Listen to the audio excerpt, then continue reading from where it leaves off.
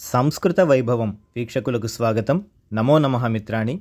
ఎదుటి వ్యక్తి యొక్క వేషధారణని చూసి, వాళ్ళ యొక్క ఆహార్యాన్ని చూసి వాళ్ళని అంచనా వేయకూడదు. వాళ్ళ యొక్క గుణగణాలని పూర్తిగా తెలుసుకున్న తర్వాతే వాళ్ళు ఎలాంటి వాళ్ళో, వాళ్ళ స్వభావం ఏంటో మనం తెలుసుకోవాలి. అంతేకాని వాళ్ళ యొక్క ఆడంబరాన్ని చూసి మనం అంచనా వేయకూడదు. ఈ విషయం మనకు బాగా అర్థమయ్యేలా రామాయణం నుంచి ఒక మంచి ఉదాహరణని తీసుకొని చక్కగా సుభాషితంలో చెప్పడం జరిగింది. దీన్ని మనం ఇప్పుడు తెలుసుకుందాం. వేషం నా విశ్వసేత్ ప్రాజ్ఞో వేషో దోషాయ కల్పతే రావణో భిక్షురూపేణ జహార జనకాత్మజం.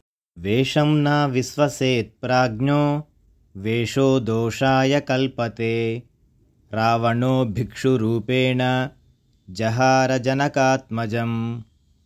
శ్లోకానికి భావాన్ని చూద్దాము. విజ్ఞుడు వేషమును చూసి నమ్మరాదు. కొన్ని సమయములలో వేషము దోషమును కలిగించును.